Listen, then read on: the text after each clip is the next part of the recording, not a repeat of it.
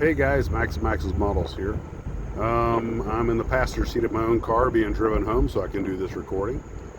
Let's see, I got a little bit of work done on Patton's Power Wagon, getting the furniture and the interior starting to get addressed out. And primed the Babylon 5 space station. I thought I'd do a little experiment doing one end in an aluminum Krylon or metal color, see how that works out. And then I do the rest in standard gray Tamiya primer.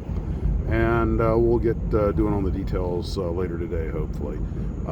Filming this actually, what to you would be last night, and just thought I would knock out something quick for the morning video. So that's all we got right now. Guys, take care of yourselves, and as always, model on.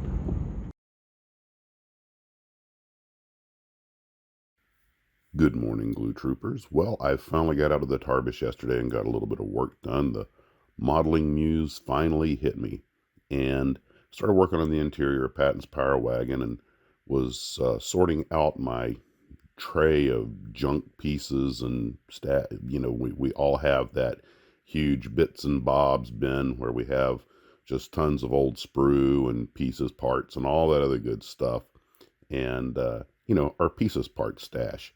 And I found something that looked like I might be able to do something with it, and I started playing with it, this big framing piece, and then I realized, ding, ding, ding, the little light bulb went off, and I started working on the interior of the Patton's Power Wagon office command center, and now I'm all full of ideas. And I was sorting through all the pieces, parts, and getting the trop filter made for the hood and everything, and just things finally starting to gel, because I'd had some question marks about what I was going to do with various stuff, because some of it seemed a little, pedestrian. This is supposed to be a Tom Daniel inspired build. It's supposed to be a little wild and outlandish, yet serviceable. Remember, everything TD designed, even though it was, highly stylized and kind of out there by design, it was also stuff that could really work. And then everything started to fall into place. So there won't be a lot of pictures of where I'm going with this in the future, because I want to save it for the big reveal. Also, decided to try some of the Babylon 5. I got started painting on it, and I primed the main section of the body, but the rear section, which I guess you call the gigantic space station accessory case, I decided to do something a little different. All these dangerous words. And experiment. So the back half I primed with this silver metallic paint that I got at the hardware store, and it seems to have done a real good job. Now I'll be painting over this, but that will leave, a shine underneath for give more of a mechanical look for anything that's, still exposed when I'm done. So I want to give everything overnight to harden. Normally I use acrylics, but for the seats and interior parts, the only color I had that was right, the only brownish color I had in acrylic had been too thinned out, and I guess it was probably for the spray gun, and I didn't feel like setting up the spray gun and everything just to do the seats. And I was like, you know what, I'll just use a different paint. Yes, I know, I'm being lazy, but also the color I had was way too light. And then I found some old enamel I'd mixed up a long time ago with this dark, dirty brown. I was like, that looks more like, old, worn, dark World War II style military leather. So I did some of the seats with that. It's an enamel. I gave everything overnight to harden. Most of the other stuff are lacquers and acrylics. I'm using a little bit of everything on here.